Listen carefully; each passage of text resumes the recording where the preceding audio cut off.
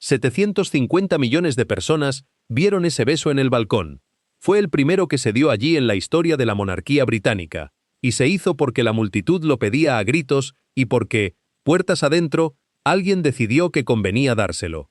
Días antes, la novia había encontrado en la oficina de un ayudante de su prometido un paquete con una pulsera de oro grabada con dos iniciales que no eran las suyas. Se la entregaron de todos modos, poco antes de la boda. 13 años más tarde, su marido admitiría ante las cámaras que había vuelto con la mujer para quien estaba pensado ese regalo. Ella tenía 20 años cuando se casó. No tenía fortuna propia, ni personal a su servicio, ni ninguna salida clara, y sin embargo, terminaría siendo la única persona capaz de controlar por completo el relato de su propia vida. Esta es la historia de cómo llegó a eso, y de lo que costó llegar. Todo empezó en Althorp, en noviembre de 1977. Carlos había ido a cazar.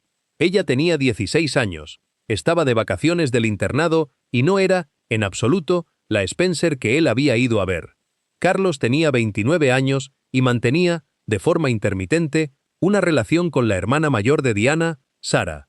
Diana era la hija menor, la que nadie estaba evaluando. Se cruzó con el futuro rey en un campo recién arado, y según su propio relato posterior, él la encontró alegre, divertida e inesperadamente interesante para su edad. Sarah se encargó ella sola de arruinar sus propias posibilidades. Habló con periodistas sobre él, dijo que no se casaría con Carlos aunque fuera el basurero o el rey de Inglaterra, y ahí terminó todo para Sarah. Diana observó cómo su hermana perdía a un príncipe por dar una declaración imprudente a la prensa. Conviene recordar esto, porque importará más adelante, casi más que cualquier otro dato de esta historia, para entender por qué una joven de 19 años entró en un matrimonio que buena parte de quienes lo organizaban dudaban en privado. Hay que entender antes lo que ella ya había aprendido sobre familias como la suya. Porque lo había aprendido temprano, y lo había aprendido en una casa propiedad de la reina. Diana Frances Spencer nació el 1 de julio de 1961 en Park House, dentro de la finca de Sandringham. Su padre la arrendaba de la monarca. Su abuela, Ruth, Lady Fermoy, era dama de compañía y amiga cercana de la reina madre. Los Spencer no eran forasteros a los que hubieran elevado de posición, eran cortesanos que vivían en tierras reales, y Diana creció sabiendo con exactitud qué familia estaba por encima de la suya. También fue, desde el nacimiento, una decepción en un aspecto muy concreto. Sus padres necesitaban un varón para heredar el título. El año anterior a que naciera Diana, habían tenido un niño que vivió solo unas horas. Cuando llegó Diana, volvió a ser una niña, y el bautismo fue más modesto de lo que podría haber sido. Su hermano Charles llegó 3 años después. Luego el matrimonio de sus padres colapsó, de manera pública y agria. Su madre, Frances, se marchó en 1967. El divorcio se formalizó en 1969, junto con una disputa por la custodia que ganó el padre de Diana. Aquí está la parte que moldea todo lo demás. Ruth, Lady Fermoy, declaró a favor de su yerno y en contra de su propia hija. Una madre testificó contra su propia hija para proteger la posición de la familia. Diana tenía 8 años. Lo que sacó de aquello no es materia de especulación, porque ella misma lo describió, una y otra vez, durante el resto de su vida. Las mujeres que abandonaban familias como esa, perdían.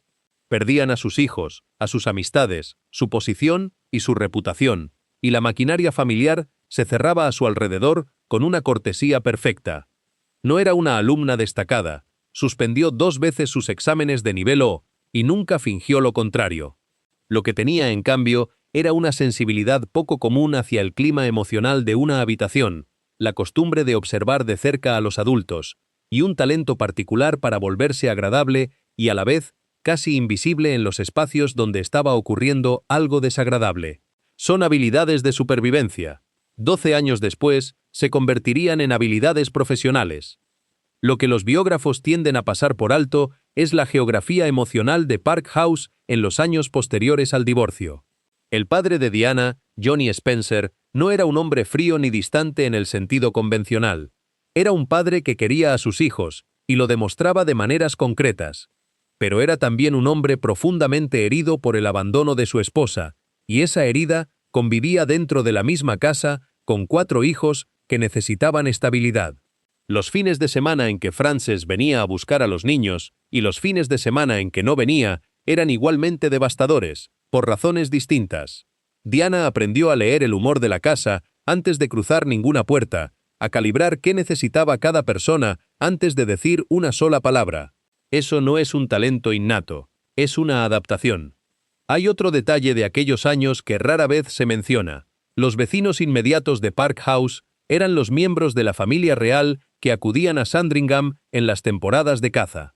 Los hijos de la reina, Carlos, Ana, Andrés, Eduardo, jugaban ocasionalmente con los hijos de los Spencer cuando ambas familias coincidían en la finca. Diana conocía a Carlos, de manera muy superficial, desde que era niña. No era un desconocido. Era el hijo de la mujer a quien su padre pagaba el alquiler de su propia casa. Ese dato define, de manera muy precisa, la posición relativa de ambas familias en el orden del mundo que Diana habitó desde el principio. Antes de Coleherne Court, hubo una serie de instituciones que conviene mencionar, porque explican mucho de la mujer en la que se convertiría.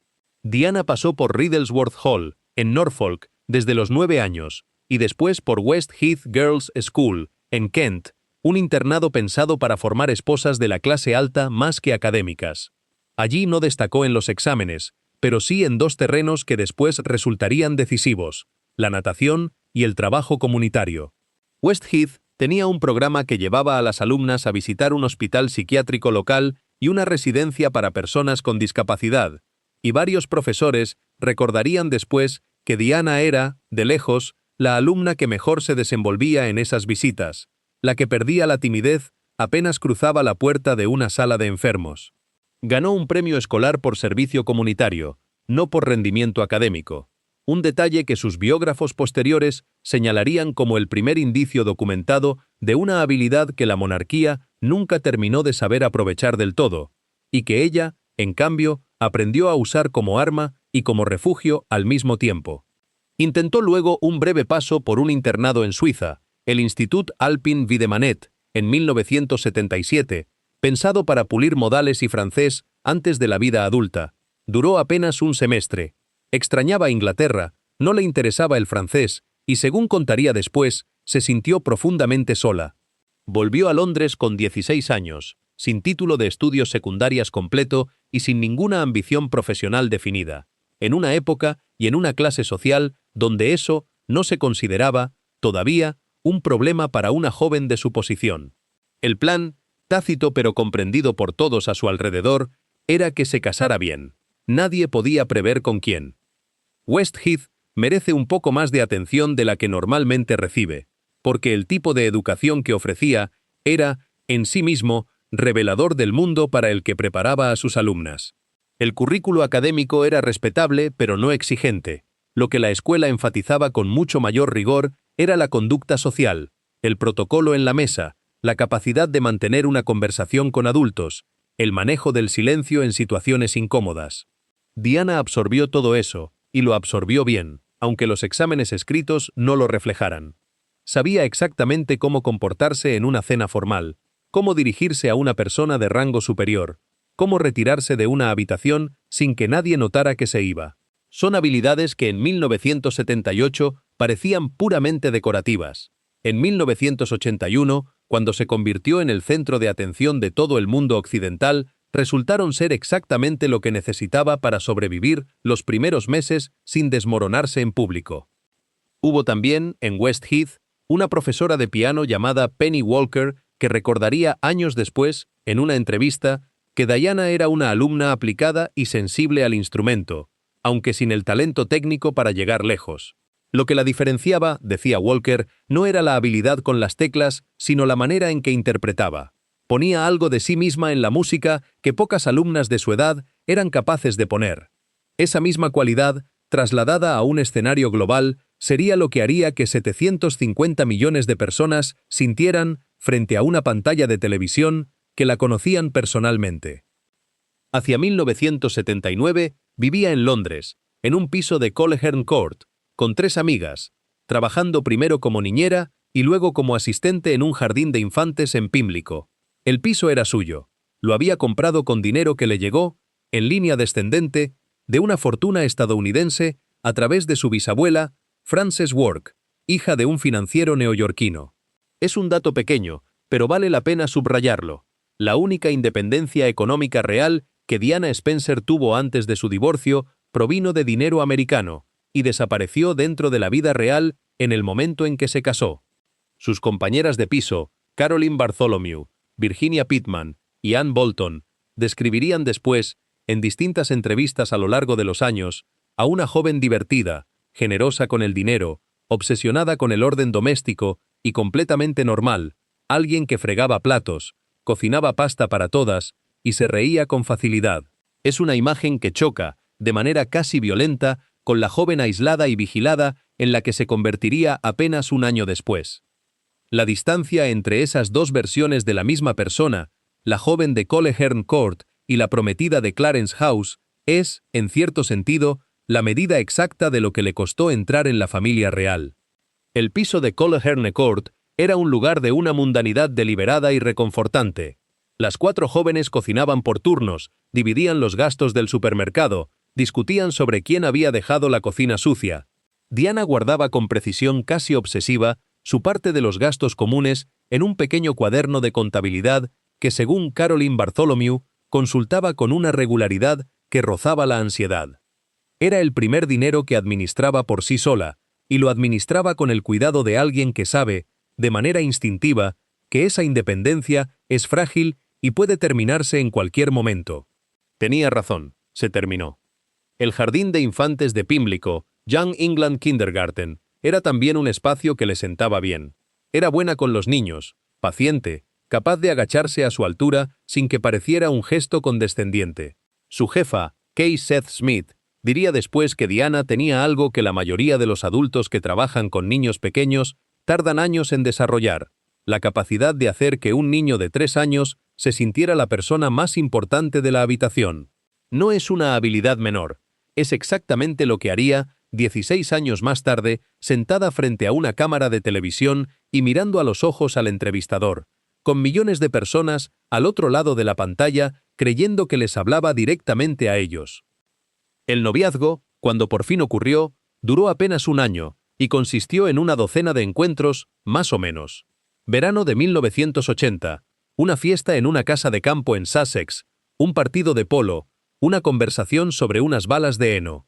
Mountbatten, el tío abuelo de Carlos y su mentor más cercano, había sido asesinado por el IRA el agosto anterior. Diana le habló de aquel funeral, de lo solo que se lo había visto ese día. Ambos describirían después esa conversación como el punto de inflexión. Ella había encontrado el único tema sobre el que el hombre emocionalmente más blindado de Gran Bretaña se mostraba en carne viva.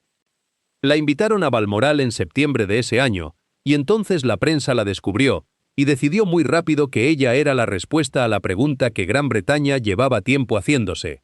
Existe una fotografía de aquel otoño, tomada frente al jardín de infantes de Pimlico, en la que el sol atraviesa su falda. A ella la avergonzó profundamente, al país lo encantó. Fue su primera lección sobre algo que pasaría los siguientes 17 años dominando. La cámara le daría un poder enorme, y no aceptaría de ella ninguna instrucción sobre cuándo usarlo. Ese episodio de la falda a contraluz merece un poco más de contexto, porque suele contarse como una anécdota simpática y en realidad fue el primer choque frontal entre Diana y la maquinaria que después definiría toda su vida adulta. El fotógrafo que tomó la imagen, Arthur Edwards del Sun, contaría años después que ni siquiera había planeado el efecto. Fue el ángulo del sol de la tarde el que reveló la silueta de las piernas de Diana a través de la tela del vestido. Ella tenía 19 años, trabajaba con niños de 3 y 4 años, y de un día para otro se convirtió en la imagen más reproducida de los periódicos británicos. Nadie de la Casa Real la preparó para eso. Nadie le explicó cómo vestirse frente a una lente, ni le advirtió sobre el contraluz, ni le asignó a nadie que pudiera aconsejarla. Aprendió sola, mirando sus propias fotos publicadas, cuáles funcionaban y cuáles la avergonzaban. Fue el comienzo de una educación autodidacta en el manejo de la imagen que 16 años después la convertiría en la persona más fotogénica y mediáticamente hábil de toda la familia real británica. Detrás del entusiasmo público, el propio Carlos no estaba entusiasmado. Jonathan Dimbleby, a quien se le dio acceso a los papeles privados de Carlos para su biografía autorizada de 1994, cita cartas de este período en las que Carlos describe la decisión de casarse como algo agonizante, sopesado en términos de deber más que de sentimiento. Su padre, el duque de Edimburgo, le escribió a fines de 1980 instándolo a resolver la situación, porque la reputación de una joven se estaba viendo dañada por la especulación constante. Carlos leyó aquella carta como un ultimátum. El relato de Dimbleby la presenta como más contundente de lo que Felipe había pretendido. Los historiadores siguen divididos sobre cuál de las dos lecturas es correcta, y en el fondo eso apenas importa. El príncipe creyó que le habían dicho que decidiera, y decidió. Le propuso matrimonio en el castillo de Windsor a comienzos de febrero de 1981, en el cuarto de los niños. Según el relato de ella, se rió y dijo que sí de inmediato, y él le pidió que se lo pensara con calma. Ella viajó entonces a Australia con su madre durante 3 semanas. El compromiso se anunció el 24 de febrero. Esa misma tarde dieron una breve entrevista televisada, y un periodista les preguntó si estaban enamorados. Ella respondió, por supuesto. Él respondió, lo que sea que signifique estar enamorado. Esa frase se ha repetido tantas veces que se ha convertido casi en un chiste. No debería serlo, es la declaración pública más honesta de todo el noviazgo, y se transmitió a la nación 5 meses antes de la boda, sin que nadie detuviera nada. Hay que detenerse un momento en lo que significaba el cuarto de los niños como escenario para una propuesta de matrimonio. No fue una elección accidental ni particularmente romántica. Era la habitación donde los herederos al trono habían recibido educación temprana durante generaciones. Un espacio tan cargado de historia institucional que resultaba casi imposible separar el gesto personal del deber dinástico. Carlos no era por formación ni por temperamento un hombre dado a los grandes gestos románticos. Las cartas citadas por Dimbleby lo muestran como alguien que pensaba el matrimonio en términos casi filosóficos, como una responsabilidad que debía afrontarse con la misma seriedad con que se afrontaba cualquier otro deber de Estado. Diana, que había llegado a esa habitación con 19 años y una educación sentimental construida sobre novelas de Barbara Cartland, su madrastra, Rain, era hija de la novelista romántica más vendida de Gran Bretaña, esperaba algo diferente. Lo que obtuvo fue lo que era, un arreglo vestido de ceremonia. El anillo de compromiso, un zafiro de Ceilán de 12 quilates, rodeado de 14 diamantes, de la joyería Garrard, fue elegido, según se ha contado en numerosas ocasiones, de un catálogo no diseñado a medida como era costumbre en otros compromisos reales. Diana lo escogió ella misma, lo cual le dio, brevemente, la sensación de tener algo de control sobre al menos un elemento de su propia boda. Décadas más tarde, ese mismo anillo terminaría en la mano de Catherine Middleton, entregado por el príncipe Guillermo en su propio compromiso, en 2010, en un gesto que la prensa británica interpretó, casi de manera unánime, como un intento de mantener viva la memoria de su madre dentro de la siguiente generación de la monarquía. Entre febrero y julio de 1981, Diana vivió una transformación casi quirúrgica. Perdió peso de manera notable. Más adelante, ella misma atribuiría ese adelgazamiento al inicio de la bulimia, no a un régimen saludable. Cambió su vestuario, aprendió a caminar frente a las cámaras y comenzó a recibir clases de dicción con Peter Setelen, el mismo profesor cuyas cintas privadas se convertirían, 2 décadas más tarde, en objeto de disputa legal y mediática tras su muerte. La prensa documentó cada centímetro de esa transformación con un entusiasmo que hoy resulta difícil de imaginar. Cada nuevo peinado, cada vestido, cada kilo perdido se convertía en noticia de portada. Diana pasó de ser una asistente de jardín de infantes anónima a la mujer más fotografiada del planeta en un lapso de apenas 6 meses, sin ningún tipo de entrenamiento profesional para afrontarlo, y sin que nadie dentro del palacio pareciera considerar necesario dárselo. La dieta de medios que consumía la prensa británica de 1981 era, por supuesto, radicalmente distinta a la actual. No había redes sociales, no había ciclo de noticias permanente en pantalla, no había TMC ni ningún equivalente digital del periodismo de cotilleo contemporáneo. Lo que había eran 8 o 9 periódicos nacionales de gran tirada, varios de ellos tabloides que comprendieron antes que nadie el potencial comercial de Diana Spencer, y un público que compraba el periódico en papel todas las mañanas y que, en pocos meses, empezó a comprarlo en gran parte por ella. El Sun, el Daily Mirror, el Daily Express, el Daily Mail, todos publicaron portadas con su imagen semana tras semana durante el periodo del compromiso. Era una cobertura que no tenía precedente para una figura que no era todavía miembro de la familia real, y que ella soportó sin apoyo institucional de ningún tipo, sin un equipo de comunicación que filtrara las solicitudes, ni un secretario de prensa que respondiera en su nombre. Las llamadas de los periodistas llegaban directamente al piso de Coleherne Court, hasta el día en que se mudó. Nadie la enseñó a no contestar el teléfono. Camilla Parker Bowles llevaba en la vida de Carlos desde 1971 o 1972. Se había casado con Andrew Parker Bowles en 1973, un oficial del ejército y católico, y Carlos se convirtió en padrino de su hijo Tom en 1974. No era un secreto, era parte fija del mismo mundo social, de las mismas fiestas de campo, de las mismas listas de invitados. Durante el noviazgo, invitó a Diana a almorzar. Varios relatos coinciden en que Camilla le preguntó si tenía pensado cazar, una pregunta que puede leerse como charla trivial o como reconocimiento del terreno, según cuánto beneficio de la duda uno esté dispuesto a conceder. Lo importante no es la pregunta en sí, sino que el arreglo era lo bastante ordenado como para que la futura esposa fuera entrevistada, de manera informal, por la amante. Vale la pena detenerse un momento en la propia Camilla, porque en la mayoría de los relatos populares queda reducida a una función, la otra mujer, sin historia propia. Camilla Rosemary Shand nació en 1947, 6 años antes que Diana, en una familia de clase alta rural, hija de un mayor condecorado en la Segunda Guerra Mundial. Conoció a Carlos en 1970 o 1971, probablemente en un partido de polo, y varios biógrafos, entre ellos Penny Junor, cercana durante años al entorno de Carlos, sostienen que ambos compartían un tipo de humor, un gusto por la vida rural y una comodidad mutua, que Diana, mucho más joven y de un temperamento completamente distinto, jamás pudo replicar. Cuando Carlos partió a un despliegue naval de varios meses en 1973, Camilla aceptó casarse con Andrew Parker Bowles, con quien ya tenía una relación intermitente desde antes. Muchos biógrafos leen esa decisión como la gran bifurcación de toda la historia. Si Carlos hubiera estado en tierra firme aquel año, sostienen, es posible que la historia de la monarquía británica de las últimas 5 décadas hubiera sido completamente distinta. Hay algo más que decir sobre el almuerzo entre Camilla y Diana que suele pasarse por alto. Según el relato de Diana grabado en cintas para Andrew Morton en 1991, ella fue a ese almuerzo sabiendo perfectamente quién era Camilla y cuál era su papel. No era una joven ingenua que no comprendía el territorio que pisaba.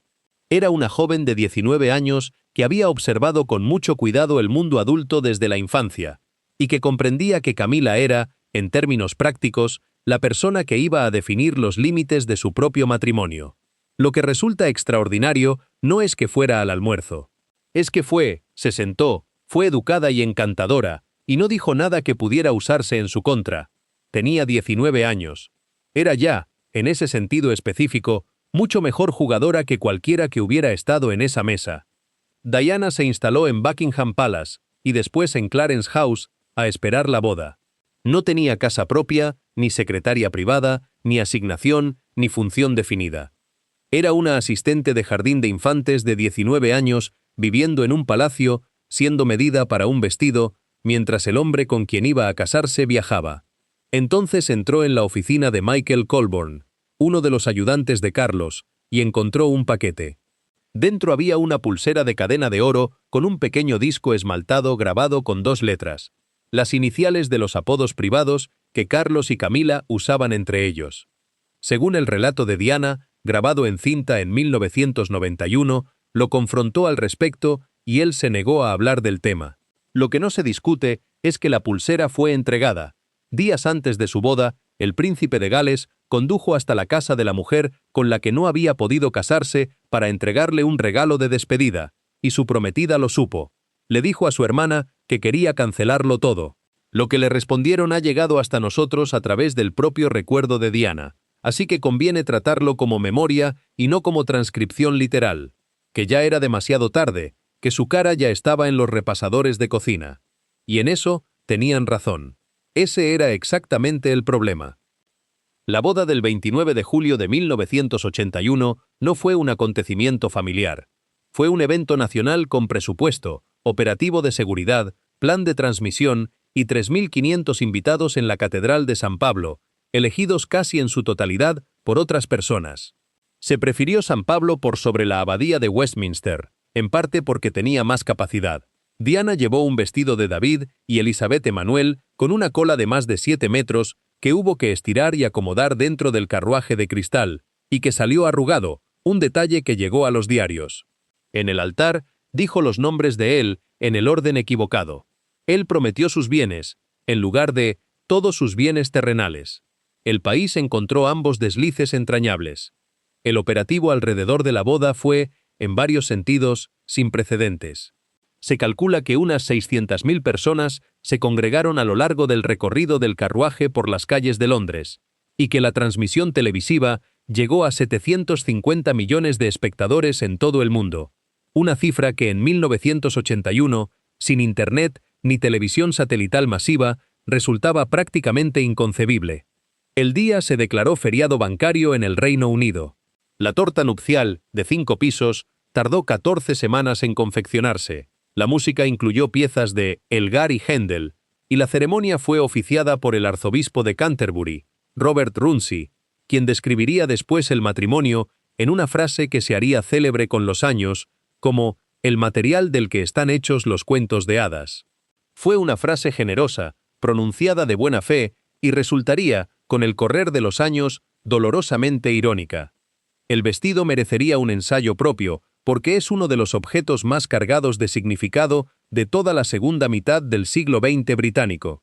Los Emanuel, David y Elizabeth, un equipo de diseño joven y relativamente poco establecido en 1981, fueron elegidos no por ser los modistas más reputados del país, sino porque eran los que mejor guardaban un secreto, algo que en el contexto de aquella boda tenía un valor prácticamente incalculable. El diseño final fue custodiado con una logística digna de una operación de inteligencia. Cada fragmento de tela cortado era inmediatamente destruido para evitar filtraciones, los patrones se guardaban bajo llave y los propios Emanuel firmaron contratos de confidencialidad que les impedían hablar del vestido hasta el día de la boda. El resultado, con su cola de 7 metros 45 centímetros de tafetán de seda y sus 10.000 perlas cosidas a mano, fue el más fotografiado de la historia hasta ese momento. También salió arrugado del carruaje, como era inevitable dado el espacio disponible, y ese detalle de imperfección fue lo que convirtió al vestido, paradójicamente, en algo humano y no en una pieza de museo. Camilla Parker Bowles estaba entre los invitados. Después, la multitud reunida frente a Buckingham Palace empezó a pedir a gritos un beso, algo que nunca se había hecho en ese balcón. Según varios relatos, fue el príncipe Andrés quien impulsó la idea, y Carlos, antes de aceptar, se lo consultó a su madre.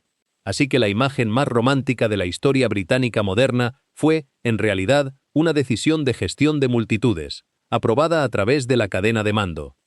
2 meses más tarde, desde Balmoral, la nueva princesa de Gales se sentó a escribirle una carta a una amiga del colegio describiendo su luna de miel. Esa carta no salió a la luz públicamente hasta este mismo año, y dice algo que contradice casi todo lo que ella misma contaría, sobre esas mismas semanas, una década más tarde. Tiene 3 páginas, está fechada el 27 de septiembre de 1981 y se vendió en una subasta en Sussex. En ella, describe una luna de miel dichosa, sol interminable, mares en calma. Escribe que es maravilloso estar casada y que, después de 2 meses, cree que puede decirlo con seguridad. Dice que adora estar al aire libre todo el día y que odia Londres. Y describe la vida dentro de la familia real con una frase que puede leerse como entusiasmo o como cautela, según cómo se la mire. Es como jugar con adultos. La luna de miel comenzó en Broadlands, la finca de los Mountbatten en Hampshire, donde la pareja pasó las primeras noches lejos de las cámaras, aunque no del todo lejos del personal de servicio ni de la logística de seguridad que acompaña a cualquier desplazamiento de un heredero al trono. De ahí viajaron a Gibraltar para embarcarse en el yate Real Britannia, con el que recorrieron el Mediterráneo durante casi 2 semanas, con escalas informales en distintos puntos de la costa. El itinerario se mantuvo, hasta donde fue posible, en secreto, aunque varios paparazzi lograron fotografiar al barco desde lanchas y helicópteros alquilados, un anticipo pequeño pero elocuente de lo que sería el resto de la vida pública de la pareja. A bordo del Britannia viajaba también un séquito considerable, personal de la Marina Real, sirvientes personales de ambos, y, este es el detalle que Diana relataría después con amargura, una serie de compromisos de trabajo que Carlos insistió en mantener incluso durante la luna de miel, incluida la lectura de despachos oficiales y reuniones breves por radio con su oficina en Londres. El Britannia era, en sí mismo, un mundo dentro del mundo, con su tripulación de 243 hombres de la Marina Real, sus salones formales, su comedor de estado, sus protocolos de servicio y su ritmo de vida regido por las costumbres de la Royal Navy, no era exactamente el escenario que una joven de 20 años hubiera elegido para sus primeras semanas de matrimonio. Pero era el escenario disponible, y Diana navegó dentro de él con la misma habilidad adaptativa que había demostrado en casi todos los espacios que había habitado hasta entonces. Los miembros de la tripulación que han hablado con biógrafos a lo largo de los años la describen como alguien que aprendió rápidamente los nombres de todos, que era capaz de hacer reír a un marinero de 23 años en el mismo almuerzo en que se comportaba con corrección impecable ante un almirante, y que nunca pareció intimidada por el protocolo naval a pesar de no haber tenido ninguna exposición previa a él. Terminado el crucero, la pareja se trasladó a Balmoral para el resto del verano.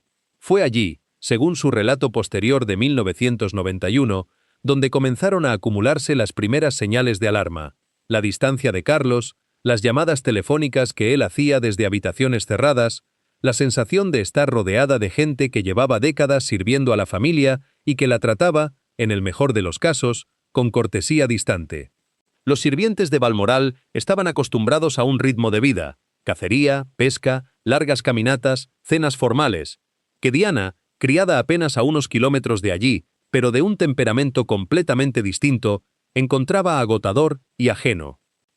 El matrimonio en el que Diana entró de verdad no era, ante todo, una relación. Era una residencia. Carlos había comprado Highgrove, en Gloucestershire, en 1980, antes del compromiso, y la casa siguió siendo suya. Diana no tuvo voz en la compra, la casa no le gustaba, y se encontró viviendo a unos 24 kilómetros de Bolehide Manor, donde vivía Camila con su marido. Al principio no tenía casa propia, ni secretaria privada que respondiera ante ella, ni ingresos independientes. Su esposo tenía un personal formado a su alrededor durante una década, dirigido por un secretario privado, Edward Adean, cuya familia llevaba generaciones al servicio de la monarquía. Adean renunció en 1985, según se dijo, agotado por el desorden dentro del hogar. El calendario tampoco era negociable. Navidad en Windsor o Sandringham, agosto y septiembre en Balmoral, cacería, acecho de ciervos, cenas en las mismas salas con la misma gente y una esposa que no cazaba, no acechaba ciervos y no podía fingir entusiasmo por ninguna de las dos cosas. Empezó a irse temprano. Empezó a volver sola a Londres. Puertas adentro de la familia. Esas salidas se leyeron como inestabilidad. Ella las vivía como fuga. Diana intentó, durante los primeros años, adaptar Highgrove a su propio gusto, y logró, con el tiempo, imponer algunos cambios. Colores más cálidos en las habitaciones, un gimnasio, una piscina cubierta que mandó construir. Pero el jardín, el espacio que Carlos consideraba más suyo que ninguna otra parte de la propiedad, quedó completamente fuera de su alcance. Carlos desarrolló, a lo largo de los años, una pasión por la jardinería orgánica que se convertiría después en una de sus causas públicas más reconocidas, y convirtió los jardines de Highgrove en un proyecto personal minucioso, casi obsesivo, del que Diana quedó, según múltiples relatos, sistemáticamente excluida. Es un detalle pequeño, doméstico, pero ilustra con precisión la dinámica del matrimonio. Había un terreno entero, literal y figurado, que pertenecía únicamente a él, y ella nunca encontró la manera de entrar en él. Nadie la había preparado. No hubo curso, ni mentora asignada, ni explicación de qué se suponía, en la práctica, que debía hacer una princesa de Gales. Tenía 20 años, bulimia, quedó embarazada a los pocos meses, y la enviaban a representar a una institución que le había dado un título y ninguna instrucción. Ella misma afirmó haberse arrojado por una escalera en Sandringham en enero de 1982, estando embarazada, después de decirle a su marido que se sentía desesperada y de que él le respondiera que se iba a montar a caballo. Ese relato existe únicamente en su propio testimonio, ningún testigo independiente lo corrobora, y algunos biógrafos lo tratan con cautela. Pero nadie discute la angustia de fondo, y el propio Carlos reconoció después, ante Dimbleby, el miedo que le producía el estado de su esposa en aquellos años, y lo poco preparado que estaba para afrontarlo. Guillermo nació en junio de 1982, Harry en septiembre de 1984. Diana afirmó que el matrimonio se enfrió poco después de la llegada de Harry, y que la decepción de su marido por el hecho de que el segundo hijo fuera otro varón se le quedó grabada. Es su relato de un comentario privado, y debe señalarse como tal. Hay una dimensión adicional de esos primeros años que los relatos centrados en el drama conyugal tienden a minimizar. Diana se estaba convirtiendo, simultáneamente, en una figura pública de una magnitud sin precedente, y lo estaba haciendo sin ningún modelo a seguir, ningún predecesor reciente en un rol comparable y ningún apoyo institucional real. La última princesa de Gales había sido Alexandra de Dinamarca, que se había casado con el futuro Eduardo VII en 1863. El mundo mediático de 1983 no tenía ningún punto de comparación con el de 1863. Diana tuvo que inventar desde cero lo que significaba ser una princesa de Gales en la era de la televisión global, las revistas ilustradas de gran tirada y una prensa tabloide que comprendía que su imagen valía millones de libras por portada. Lo que resulta asombroso, en retrospectiva, no es que cometiera errores durante esos años, es que cometiera tan pocos. Hay un terreno en el que la documentación es mucho más sólida y menos dependiente del propio testimonio de Diana. La manera en que decidió criar a sus hijos rompió, de manera consciente y bastante radical para la época, con generaciones de práctica real. Fue la primera princesa de Gales que insistió en llevar a sus hijos consigo en giras oficiales siendo bebés, comenzando con el viaje a Australia y Nueva Zelanda de 1983, cuando Guillermo tenía apenas 9 meses. Fue también la primera en enviar a un futuro heredero al trono a una guardería y luego a un colegio corriente, Mrs. Minor's Nursery School primero, Wetherby School después, en lugar de contratar tutores privados dentro del palacio, como había sido la norma durante siglos. Llevó a sus hijos a McDonald's, a Disney World, a parques de diversiones, a hacer fila como cualquier familia, con guardaespaldas discretos a poca distancia, pero sin el aparato ceremonial que solía acompañar las salidas reales. Los llevó también, de manera deliberada y documentada por varios biógrafos cercanos a la familia, a visitar refugios para personas sin hogar y centros de tratamiento del SIDA, con la intención explícita de que Guillermo y Harry crecieran conscientes de realidades sociales que la mayoría de los miembros de la familia real de generaciones anteriores jamás habían tenido que confrontar de cerca. Rosa Monckton, una de sus amigas más cercanas en los últimos años de su vida, relató en varias entrevistas posteriores que Diana consideraba esa exposición temprana como una de sus responsabilidades más importantes como madre. Esa filosofía de crianza generó fricciones constantes con el resto de la familia real. Con los años, sin embargo, esa manera de criar terminó imponiéndose como el nuevo estándar dentro de la familia. Las generaciones posteriores, Guillermo con sus propios hijos, Harry con los suyos, adoptarían, en mayor o menor medida, el mismo enfoque de mayor cercanía y menor formalidad que Diana había introducido, a menudo en contra de la resistencia institucional, 3 décadas antes. Hay un episodio concreto que ilustra esta tensión mejor que cualquier declaración general. En 1987, Diana llevó a Guillermo, que tenía 4 años, a visitar a un paciente de SIDA en el Middlesex Hospital de Londres.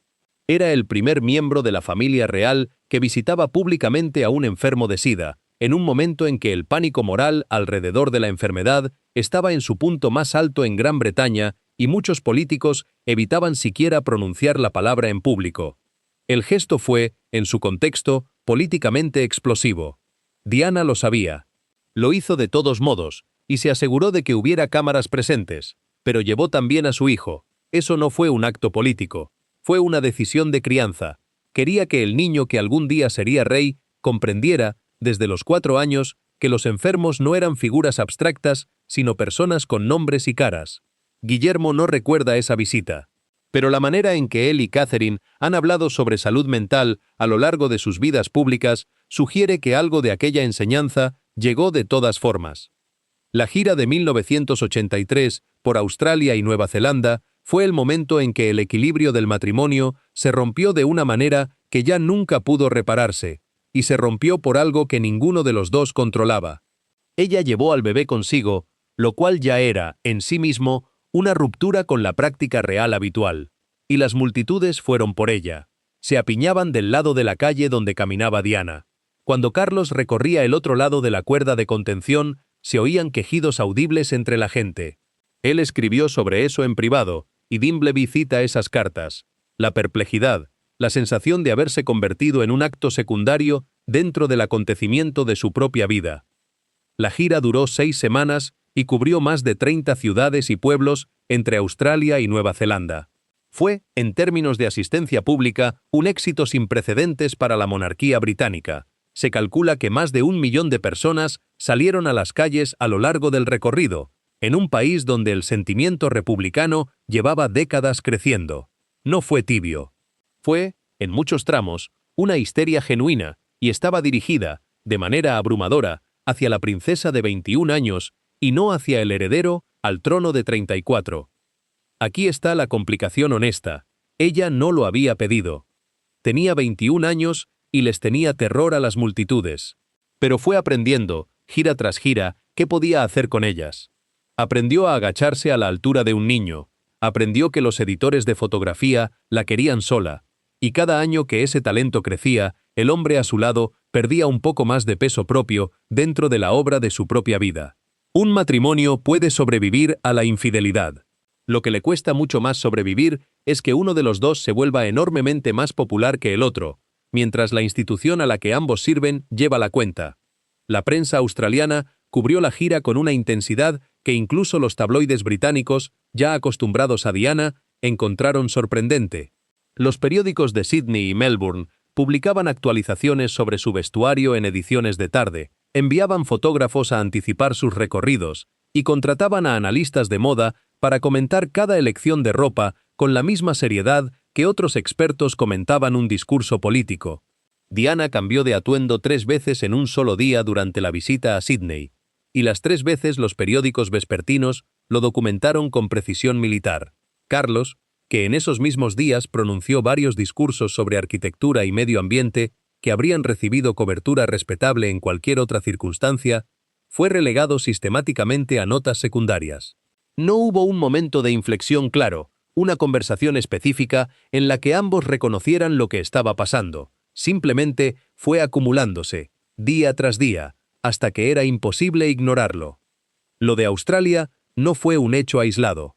Se repitió, con variaciones menores, en cada gira conjunta que la pareja realizó durante el resto de la década.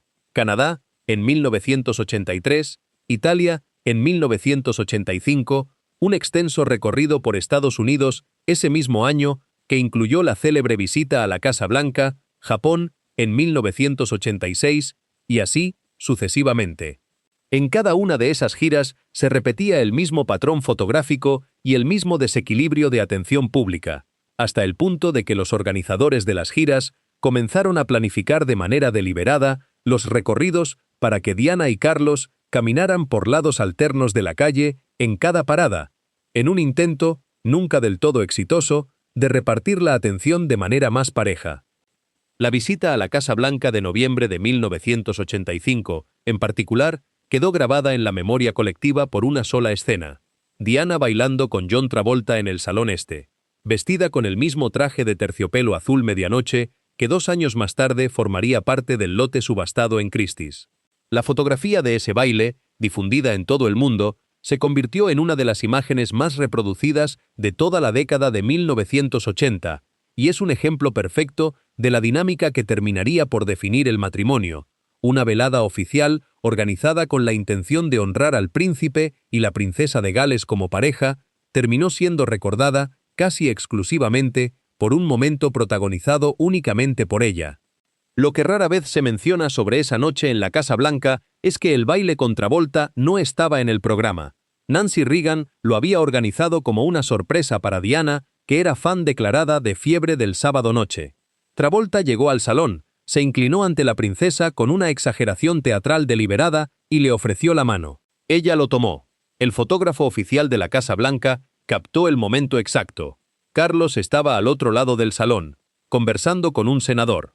No hay ninguna evidencia de que aquello fuera un gesto de desafío de su parte. Fue simplemente una mujer de 24 años que bailó con un actor famoso en una fiesta, porque la primera dama había arreglado que así ocurriera. Pero la fotografía contó una historia diferente, o más bien, contó la misma historia que estaba contando cada gira, cada visita, cada aparición pública conjunta. Ella era la que llenaba el encuadre. Según su propio relato dado en Televisión Nacional en 1994, Carlos retomó su relación con Camila Parker Bowles en 1986, después de que el matrimonio, en sus propias palabras, se hubiera roto de manera irreparable. Adviértase la secuencia que él mismo plantea. El matrimonio murió primero. Los defensores de Diana siempre sostuvieron que la presencia de Camila fue continua y no retomada. El registro documental respalda algo intermedio, y cualquiera sea la verdad sobre ese intervalo, desde 1986 hubo dos relaciones paralelas funcionando dentro de un mismo matrimonio, porque Diana comenzó su propia relación con James Hewitt, un oficial de caballería al que conoció ese verano. Hewitt era instructor de equitación del ejército británico, y comenzó a dar clases a Diana en 1986, en un momento en que ella, según relató después, buscaba algo que la ayudara a controlar su ansiedad y su relación cada vez más deteriorada con la comida. La relación entre ambos se extendió durante cerca de 5 años y, a diferencia de la de Carlos y Camila, terminó de manera pública y particularmente dañina. En 1994, Hewitt colaboró en un libro, Princess in Love, que detallaba la relación con un nivel de intimidad que buena parte de la opinión pública británica consideró una traición inaceptable. El libro convirtió a Hewitt en una de las figuras más despreciadas de la década en Gran Bretaña, y a Diana, paradójicamente, en una figura todavía más comprensible ante el público. Hubo otras relaciones que los biógrafos documentan con mayor o menor certeza. James Gilbey, el vendedor de autos al que la cinta de Nochevieja de 1989 captaría llamándola Squidgy repetidamente. Oliver Hoare, un marchante de arte casado con quien, según reportaron varios medios en 1994, Diana habría mantenido un vínculo intenso durante varios años, y cuya esposa notificó a la policía una serie de llamadas anónimas que la investigación policial terminó atribuyendo, sin posibilidad de determinación definitiva, al teléfono de Kensington Palace. Y Hasnat Khan, un cirujano cardíaco pakistaní al que varios de sus amigos más cercanos describieron como el gran amor de sus últimos años, el hombre con quien habría querido casarse si las circunstancias lo hubieran permitido. Con Khan la relación fue, según todos los relatos disponibles, seria, prolongada y deliberadamente mantenida fuera del alcance de la prensa durante casi 2 años, lo cual, dado el nivel de vigilancia mediática al que estaba sometida Diana en ese periodo, representó una hazaña logística considerable.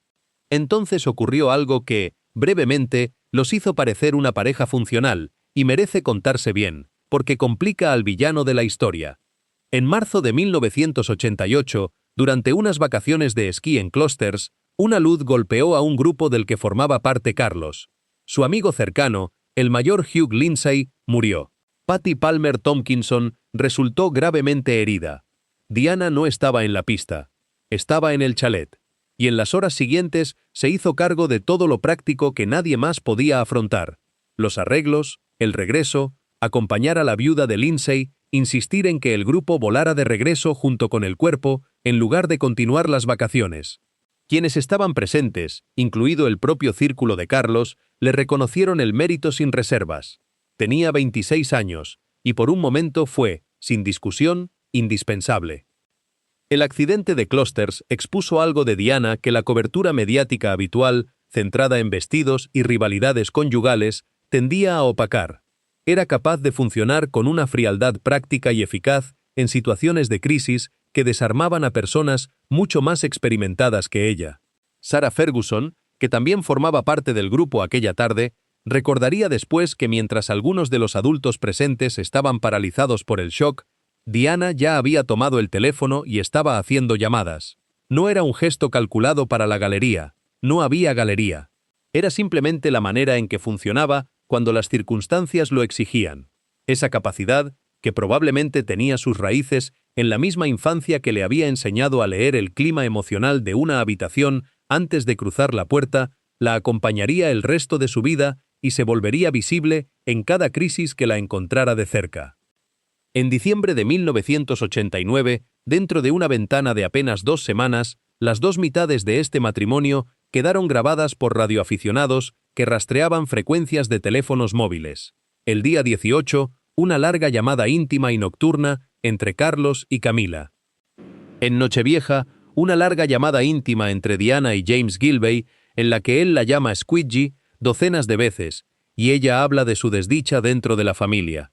2 grabaciones separadas, 2 amantes separados, 2 personas que no tenían idea de que las conversaciones más privadas de sus vidas estaban guardadas en cintas de cassette, en casas de desconocidos. La cinta de Carlos y Camila, que la prensa bautizó Camila Gate, era notoriamente explícita en su contenido, hasta un punto que resultó profundamente embarazoso para el heredero al trono cuando se publicó. Pero lo más revelador de aquella grabación no era la intimidad en sí, sino el tono. Era la conversación de 2 personas que se conocen completamente, que hablan con la comodidad y el descanso de una relación larga y establecida, que usan un lenguaje privado construido durante años. Era, en suma, exactamente el tipo de conversación que nunca había existido entre Carlos y Diana, y cualquiera que la escuchara comprendía aquello de inmediato. La cinta de Diana era diferente en carácter. Era la conversación de alguien que necesitaba ser escuchado, que se desahogaba con un amigo, que hablaba de su propia desdicha con una franqueza que dejaba poco espacio para la interpretación. Las 2 cintas, publicadas con meses de diferencia, describían el mismo matrimonio desde dentro, y ambas descripciones eran igualmente devastadoras. No pasó nada durante más de 2 años. Las cintas simplemente esperaron. Luego, en junio de 1992, apareció el libro de Andrew Morton y las cintas dejaron de ser el secreto más explosivo de Gran Bretaña para convertirse en el segundo. En junio de 1992, apareció un libro llamado Diana, su verdadera historia, escrito por Andrew Morton. Describía la bulimia, la desesperación, los intentos de autolesión, la presencia de Camila desde la primera semana de matrimonio. Se leía como si viniera de dentro del matrimonio mismo, y Buckingham Palace lo trató como un ultraje montado a partir de amistades desleales. El libro venía, en efecto, de Diana. Ella había respondido preguntas escritas, grabadas en cinta, en 6 sesiones, que iban y venían a través de su amigo, el Dr. James Colhurst, quien pedaleaba hasta Kensington Palace con las preguntas y volvía con las respuestas. Morton y Diana nunca se reunieron en persona para el libro. Eso fue deliberado. Le daba a ella la posibilidad de negar su implicación, y la usó. Lo negó durante el resto de su vida. Las cintas se revelaron recién en 1997, después de su muerte, y aquella negativa de 1992 se convirtió en una prueba más de lo cuidadosamente que trabajaba. El procedimiento que Diana y Colthurst establecieron para producir el libro era de una complejidad casi novelesca, y merece describirse en detalle porque ilustra el nivel de sofisticación estratégica que Diana había desarrollado para entonces. Morton preparaba una lista de preguntas, que entregaba a Colthurst. Colthurst, un amigo de la infancia de Diana y médico de profesión, las transcribía a mano o las mecanografiaba, sin ninguna referencia a Morton ni al proyecto, y las llevaba en persona a Kensington Palace. Diana grababa sus respuestas en cassette, a solas, en su propio dormitorio, a menudo durante varias sesiones con semanas de diferencia entre una y otra. Las cintas regresaban a través de Colthurst. Morton las transcribía. Nunca hubo una conversación directa, nunca una reunión, nunca un papel firmado. Cuando el libro apareció y causó el escándalo que era inevitable que causara, Diana pudo mirar a la prensa a los ojos y decir, técnicamente sin mentir, que no había colaborado con Andrew Morton en ningún libro. Lo que había hecho era hablar sola, en su dormitorio, y confiar esas palabras a un amigo. Que ese amigo las hubiera llevado hasta un periodista era, formalmente, asunto suyo. 2 meses después de la publicación del libro, el tabloide The Sun imprimió la transcripción de la llamada conocida como Squidgygate y montó una línea telefónica para que los lectores pudieran marcar y escuchar su voz por unos peniques el minuto. Ella había ido primero, y le habían respondido, su voz también quedó expuesta. En noviembre de ese mismo año calamitoso, la pareja realizó una gira por Corea del Sur. Las fotografías de ese viaje son extraordinarias. 2 personas de pie, una junto a la otra, completamente solas. La prensa los llamó los tristes. Ese mismo mes, el castillo de Windsor se incendió, y días después, la reina pronunció un discurso en el Guildhall describiendo el año, en una frase que le proporcionó un secretario privado como su annus horribilis. Vale la pena recordar todo lo que se acumuló durante ese año calamitoso para la familia real, porque el matrimonio de Diana y Carlos no fue la única crisis en curso, sino apenas la más visible de varias simultáneas. En marzo se había anunciado ya la separación del duque y la duquesa de York, Andrés y Sarah Ferguson, en medio de un escándalo propio. En agosto, un tabloide publicó fotografías de Sarah Ferguson en circunstancias comprometedoras, en el episodio que la prensa bautizó Toegate. La princesa Ana se divorciaba también ese mismo año de su primer marido, el capitán Mark Phillips. Fue, en un sentido muy literal, el peor año que la monarquía británica había atravesado en toda la segunda mitad del siglo XX, y Diana y Carlos fueron apenas uno de los 3 matrimonios reales que colapsaron públicamente en esos 12 meses. El 9 de diciembre de 1992, el primer ministro John Major se puso de pie en la Cámara de los Comunes y anunció que el príncipe y la princesa de Gales se habían separado. Agregó que no había planes de divorcio ni implicaciones constitucionales. Ambas afirmaciones resultarían equivocadas. En enero, se publicó la transcripción de la llamada de Carlos y Camila. Cualquier ventaja que Diana hubiera ganado en junio con el libro de Morton se evaporó temporalmente, porque ahora el país había escuchado a los dos, y los dos habían quedado, de alguna manera, reducidos en la opinión pública. La elección de la Catedral de San Pablo para el anuncio de la separación tiene su propia ironía. Fue el mismo edificio donde 11 años antes había tenido lugar la boda. El primer ministro leyó su declaración con el tono neutral y casi burocrático que los asuntos de Estado exigen, y las palabras «no hay implicaciones constitucionales» resonaron en la Cámara con una frialdad que contrastaba de manera casi violenta con lo que estaban diciendo esas palabras, que el matrimonio más observado del mundo occidental había terminado, y que la institución que lo había organizado prefería hablar en términos de constitución antes que de sentimiento.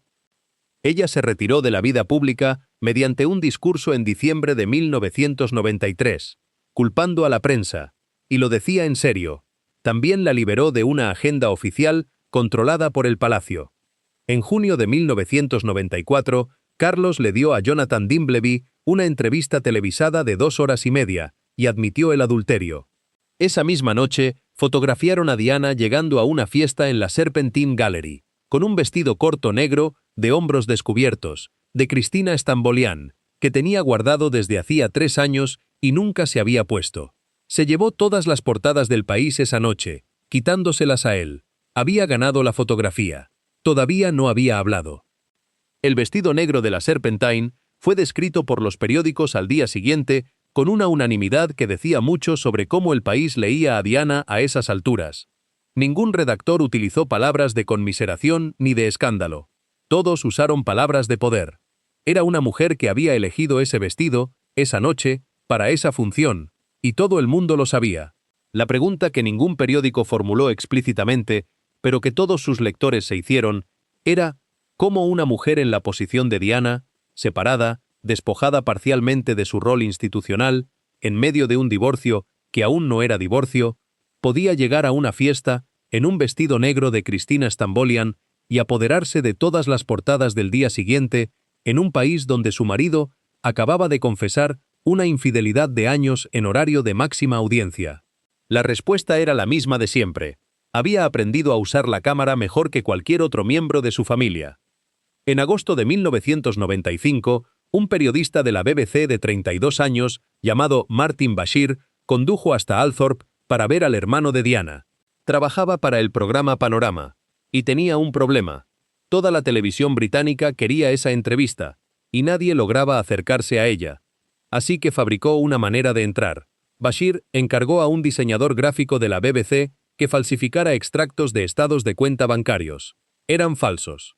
Pretendían mostrar pagos hacia las cuentas de personas cercanas a la familia Spencer y a la Casa Real, con la implicación de que el propio personal de Diana y un ex empleado de su hermano estaban recibiendo dinero por informar sobre ella. Se los mostró al conde Spencer en Althorpe el 31 de agosto de 1995. Spencer, convencido, presentó a Bashir con su hermana al mes siguiente. Diana grabó la entrevista en Kensington Palace el 5 de noviembre y se emitió el 20. 23 millones de personas la vieron en Gran Bretaña.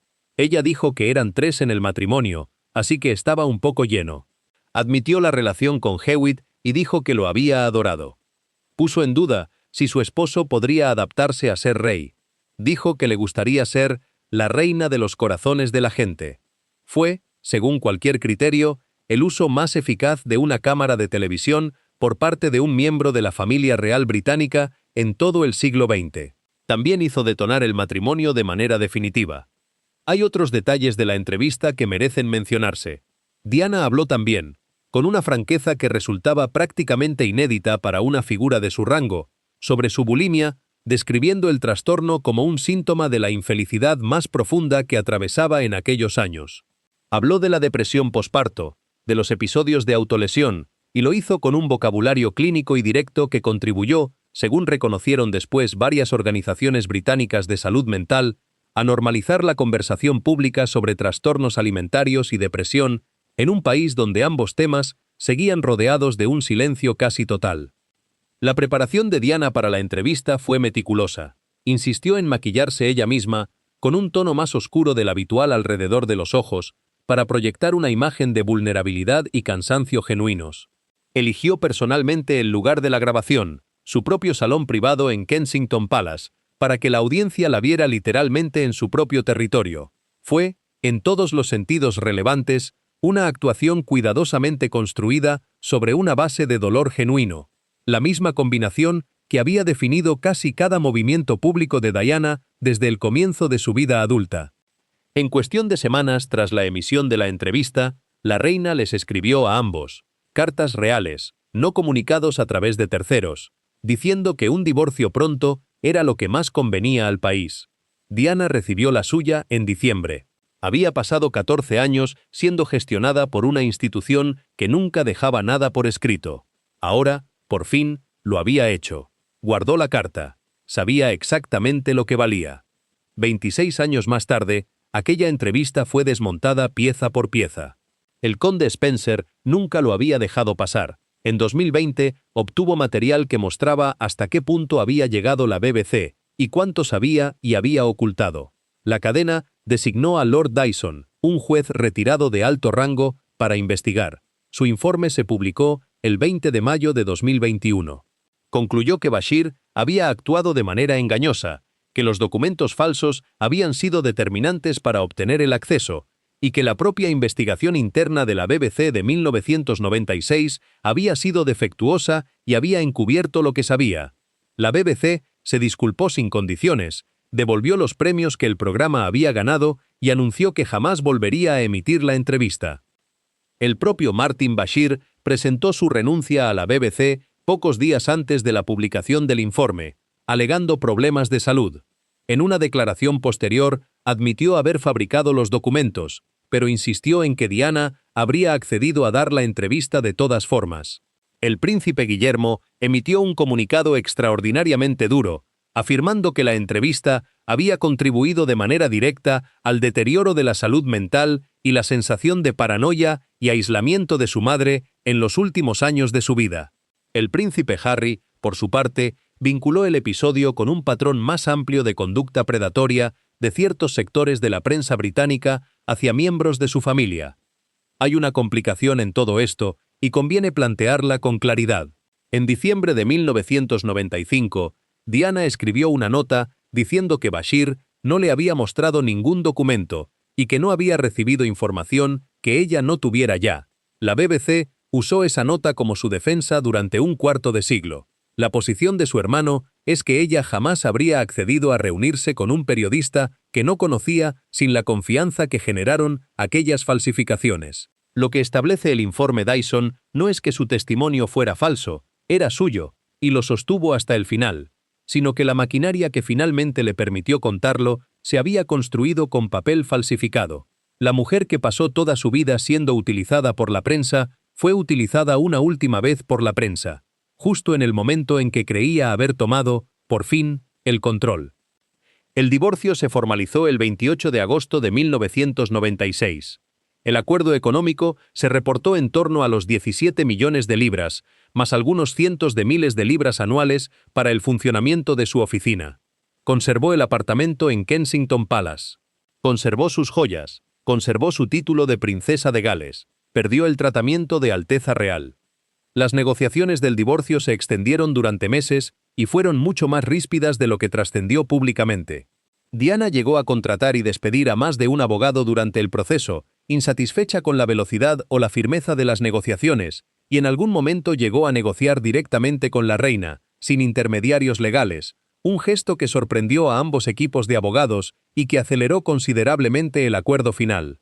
La cifra final fue, para los estándares de la época, una de las liquidaciones de divorcio más altas jamás negociadas en Gran Bretaña, aunque muy por debajo de lo que algunos analistas legales habían estimado inicialmente que Diana podría reclamar.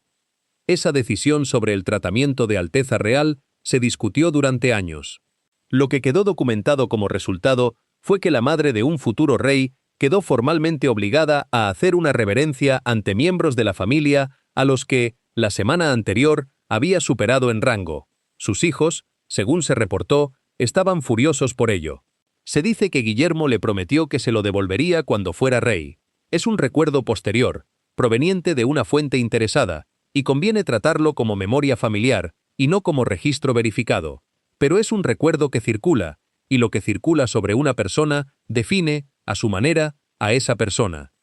Perder el Alteza Real tenía consecuencias prácticas que iban más allá del protocolo ceremonial. Significaba que Diana ya no podía solicitar la protección policial del Estado como derecho automático, sino que dependería de evaluaciones periódicas de riesgo. Significaba que su acceso a los recursos institucionales de la monarquía quedaba formalmente interrumpido.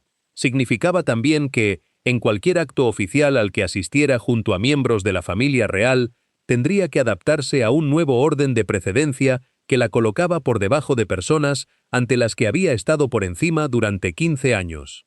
Diana trató ese aspecto del acuerdo con una mezcla de indignación y pragmatismo que caracterizó su manera de relacionarse con la institución durante el último año de su vida. Era injusto, lo sabía, lo dijo, y luego siguió adelante.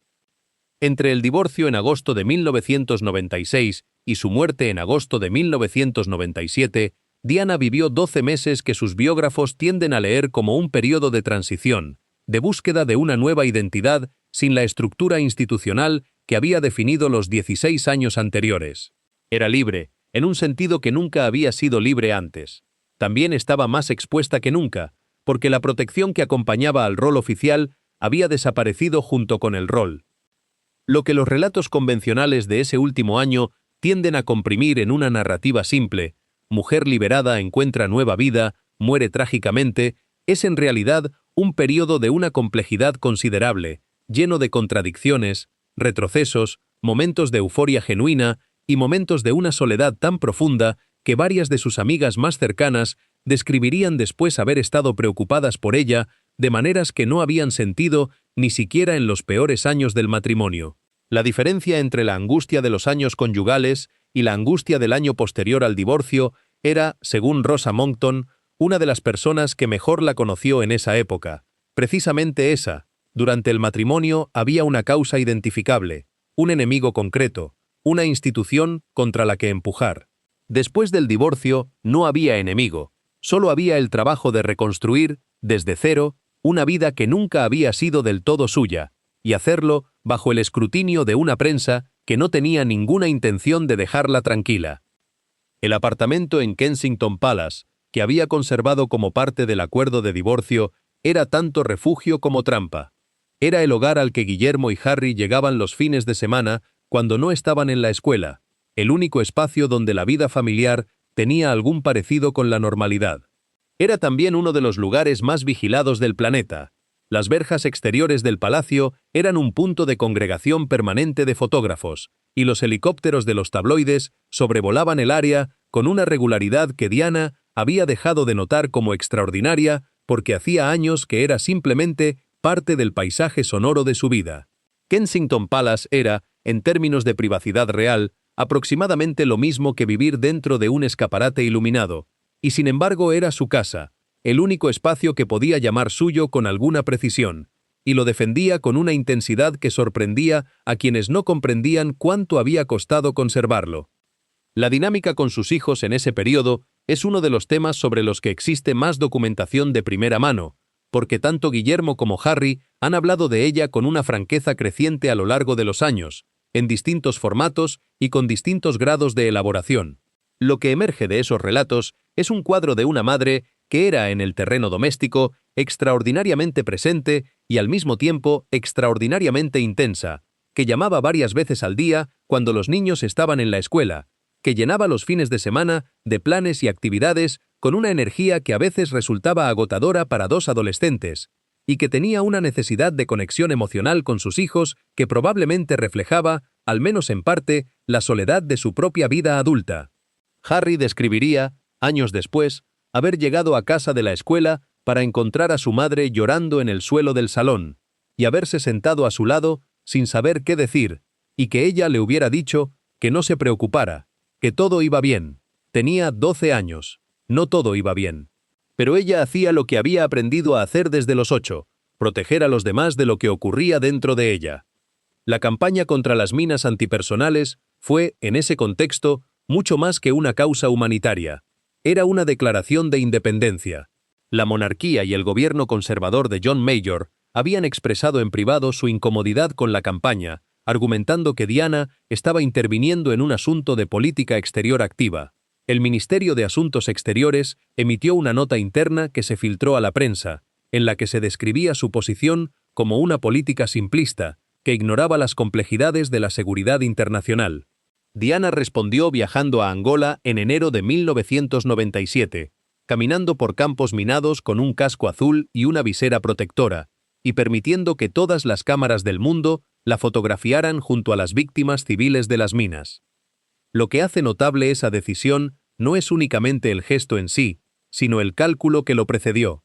Diana sabía perfectamente lo que le estaba costando políticamente, tenía acceso a personas del entorno del gobierno que le habían transmitido, con distintos grados de diplomacia, que su posicionamiento en el tema de las minas la estaba convirtiendo en un problema para las relaciones entre el Reino Unido y sus aliados de la OTAN, varios de los cuales se oponían al tratado. Sabía que la familia real consideraba que se estaba extralimitando, sabía que la nota filtrada del Ministerio de Asuntos Exteriores iba a generar cobertura negativa, y viajó a Angola de todos modos, con las cámaras, con el casco, con las visitas al hospital, con las manos de los niños amputados entre las suyas. La imagen de ella inclinada sobre un niño amputado en un hospital de Luanda fue portada de los principales diarios de 20 países al día siguiente.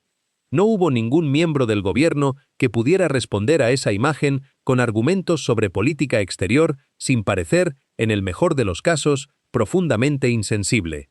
El gobierno cayó, la causa avanzó, y Diana entendió, con más claridad que nunca antes, algo que había intuido desde hacía años. El poder real que ella tenía no dependía de ningún título, de ningún presupuesto institucional, de ninguna aprobación de ningún palacio. Dependía únicamente de su capacidad para situarse delante de una cámara, en el lugar correcto, con la persona correcta, y dejar que la imagen hiciera el trabajo. Era un poder que nadie le había dado y que nadie podía quitarle. Viajó a Bosnia en agosto de 1997, apenas una semana antes de su muerte, en lo que sería su última aparición pública relacionada con la campaña. Las fotografías de ese viaje son las últimas imágenes de trabajo de su vida, y muestran a una mujer que parece, dentro de ese contexto específico, completamente en su lugar, concentrada, sin necesidad de ningún artificio, completamente presente. Los activistas de la campaña que trabajaron con ella durante ese periodo describen, de manera consistente, a alguien que había encontrado algo que daba sentido a su presencia pública de una manera que los compromisos oficiales del período conyugal nunca habían dado. Cuando visitaba a las víctimas de las minas, no estaba representando a una institución. Estaba siendo, simplemente, ella misma. Y eso, según quienes la vieron en esos momentos, era algo radicalmente diferente de todo lo anterior. Meses después de su muerte, el Tratado de Ottawa, que prohibía las minas antipersonales, fue firmado por 121 países. Los negociadores del tratado reconocieron públicamente, en más de una ocasión, que la campaña de Diana había acelerado el proceso de manera significativa al crear una presión de opinión pública internacional que los gobiernos que se oponían al tratado encontraban políticamente costosa de sostener.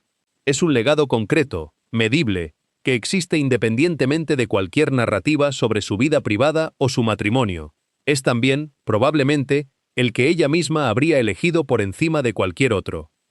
La relación con Hasnat Khan, que se había iniciado en 1995, cuando Diana visitó a un paciente en el hospital donde él trabajaba, seguía siendo el vínculo más serio de su vida adulta, fuera del matrimonio, cuando comenzó el último año. Khan era cirujano cardíaco, de origen pakistaní, serio, reservado hasta el hermetismo, y absolutamente indiferente a la celebridad de la mujer de la que se había enamorado.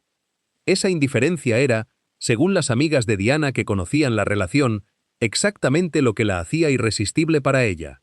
Hasnat Khan no quería nada de Diana Spencer excepto a Diana Spencer, y en una vida llena de personas que querían algo, su nombre, su presencia, su imagen, su influencia, su historia, eso era algo tan inusual que resultaba casi perturbador.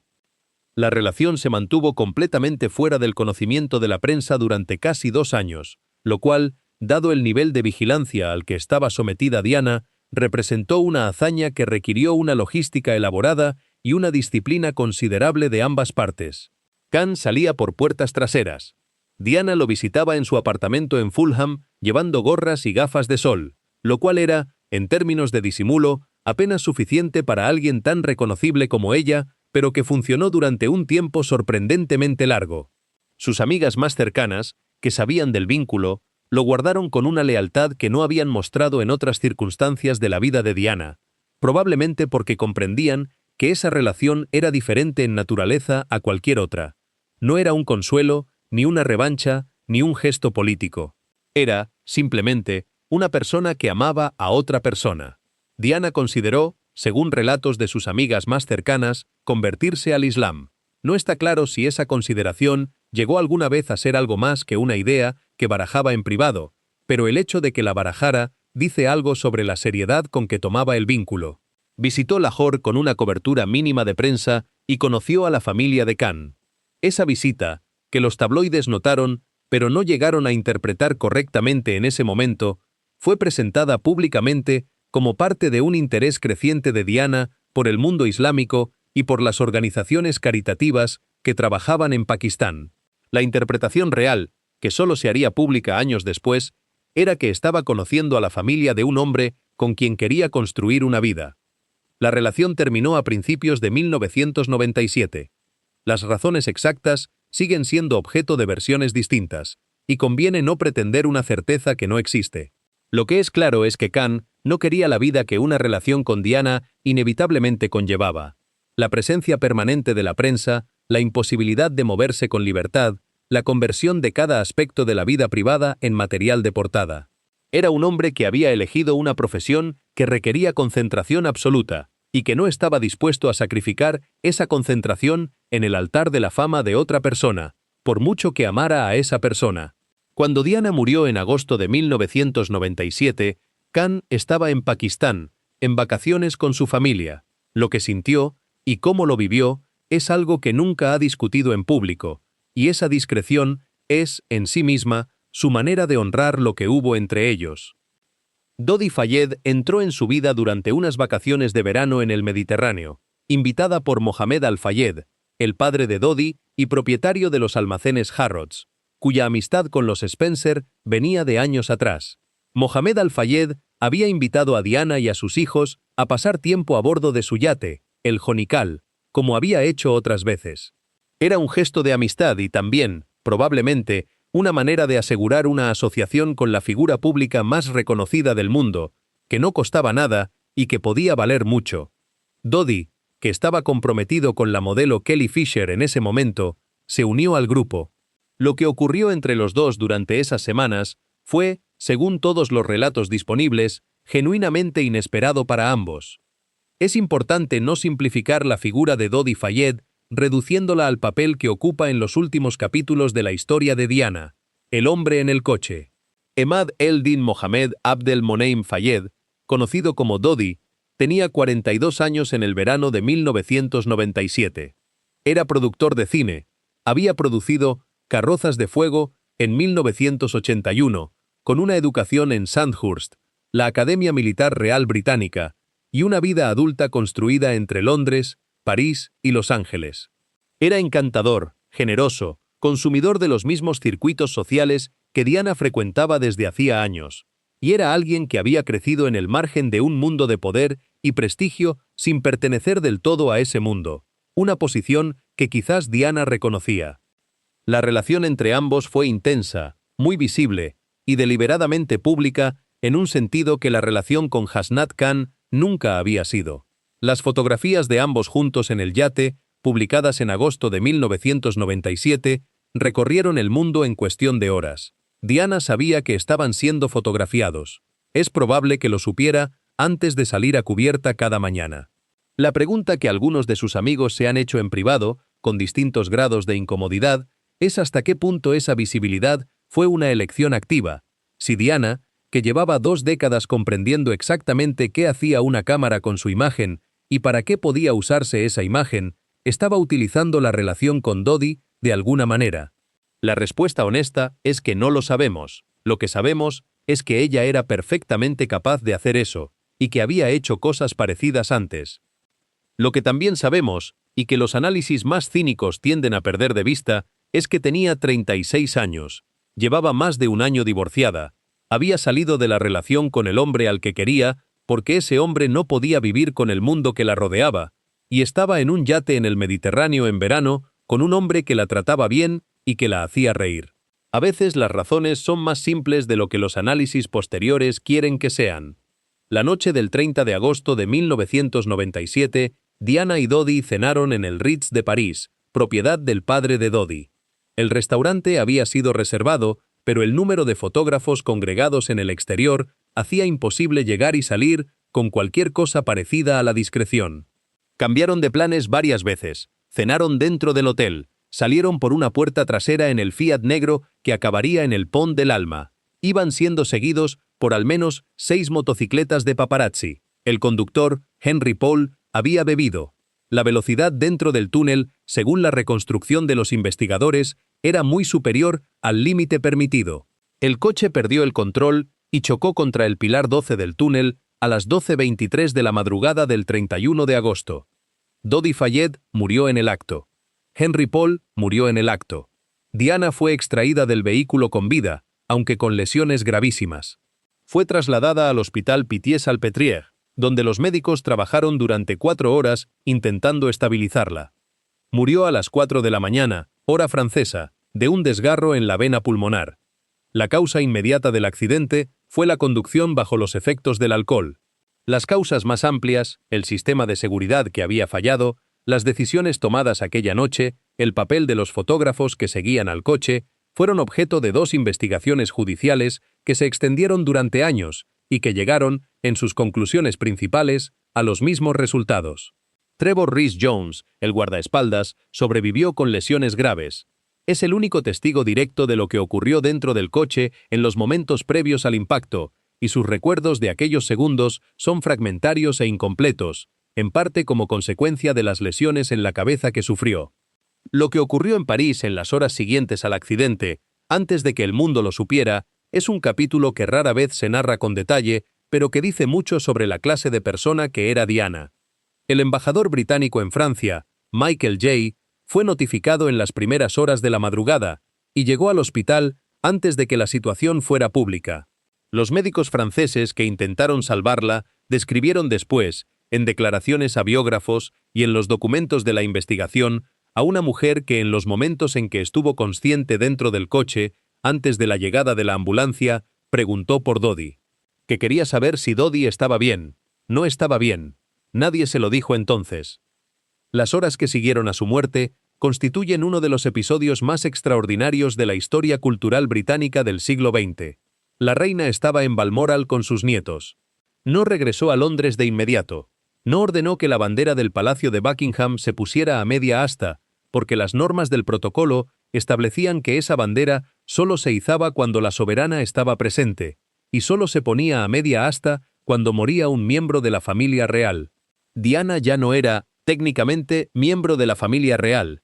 El pueblo de Londres empezó a dejar flores frente a las verjas de Kensington Palace desde las primeras horas del día, y continuó haciéndolo durante una semana.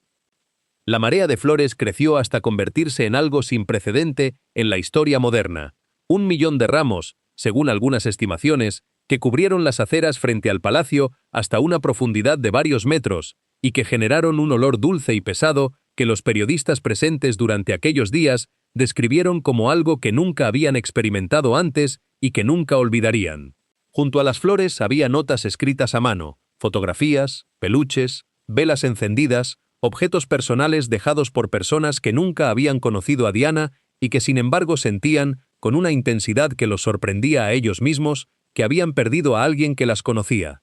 Esa sensación, la de haber sido conocido por una persona que nunca te había visto, era exactamente el efecto que Diana había aprendido a producir desde los primeros años de su vida pública. Era su talento más raro y más propio, y lo había perfeccionado durante 16 años, y ahora esas personas estaban frente a las verjas dejando flores para ella. La familia real permaneció en Balmoral, y el país comenzó a preguntarse, en voz cada vez más alta, ¿por qué? La pregunta tenía múltiples capas que los análisis posteriores han desplegado con distintos grados de sofisticación. En su nivel más superficial era una pregunta sobre protocolo. ¿Por qué no había una bandera a media asta? En su nivel más profundo era una pregunta sobre la relación entre la institución monárquica y el pueblo que supuestamente representaba. ¿Podía una familia que permanecía en su castillo escocés, mientras Londres lloraba reclamar todavía comprender a la nación que gobernaba? Y en su nivel más profundo de todos, era una pregunta que Diana llevaba años formulando indirectamente, con cada vestido negro, con cada libro, con cada entrevista, con cada campo minado que cruzó con un casco azul. ¿A quién sirve la monarquía? ¿Y a quién debería servir? La presión que se acumuló durante aquella semana sobre la institución monárquica fue, según los propios asesores de la reina que hablaron posteriormente con biógrafos autorizados, la más intensa que habían experimentado en toda su vida profesional.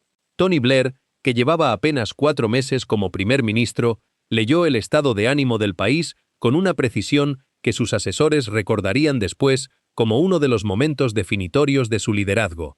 Se plantó frente a las cámaras el domingo por la mañana, pocas horas después de confirmarse la muerte, y dijo que era la princesa del pueblo.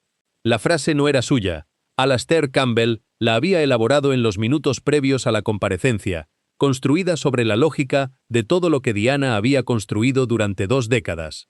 Pero funcionó porque era verdad, al menos en el sentido en que algo puede ser verdad cuando lo siente un número suficiente de personas al mismo tiempo.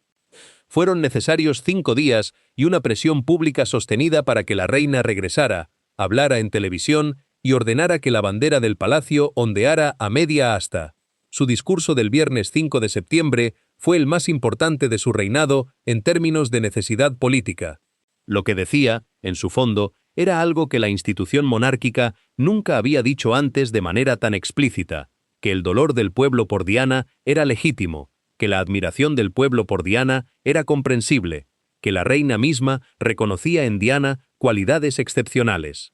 Era un discurso que habría sido impensable que la reina pronunciara mientras Diana vivía, y el hecho de que hubiera que pronunciarlo en esas circunstancias, con Londres cubierto de flores y la institución monárquica más cuestionada que en décadas, era, en sí mismo, la demostración más elocuente del poder que Diana había acumulado.